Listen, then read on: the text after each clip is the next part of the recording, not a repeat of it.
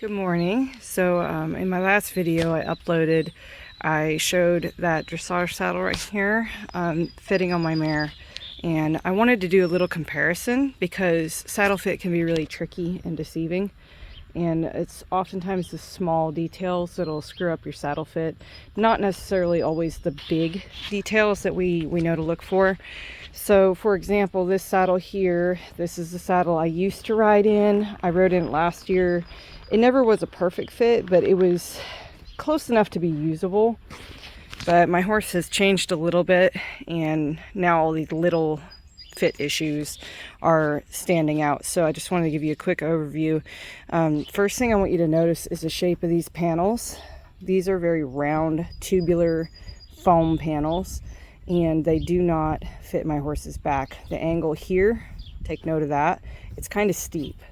Let's go immediately to this saddle, see if we can compare it a little bit. This saddle's panels are more flat.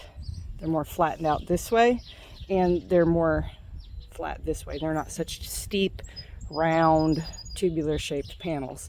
So these fit the shape of her back a little bit better, as well as the space in the gullet here is a lot wider on my new saddle versus my old saddle. It's quite narrow. I can barely fit 2 fingers in there. So the panel shape in the rear especially doesn't fit my mare. The front, this is, while the angle is almost exactly the same, the gullet, the top angle here, the very top is narrower. This saddle has a little more width to it, the very top. It's cut back, so in this angle it may look a little bit narrower even than the other one, but it's actually wider right there at the top. I can really fit my fist down through that saddle. Oops, sorry, forgot which side my camera was on.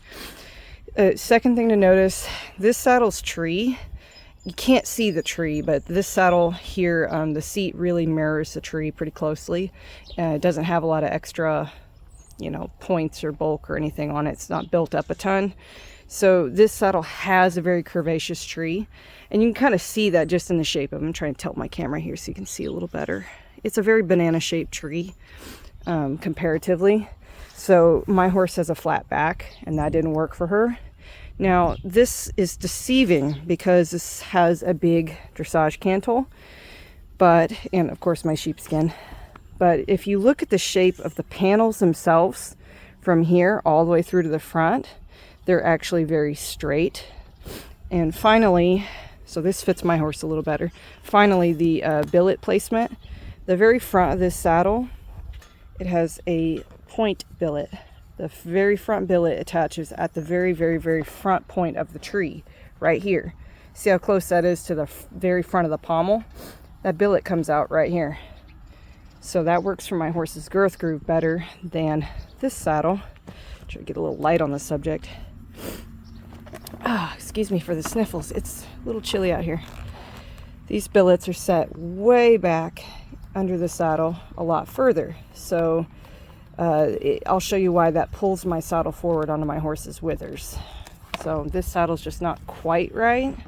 I used it. It worked for a little while, but it just wasn't quite right. So we'll put them on her and show you the difference. All right, so here's my old jump saddle on Oakley. I'm going to put it up on her withers a little bit. Shimmy, shimmy, shimmy until it wants to stop. That's where it wants to sit.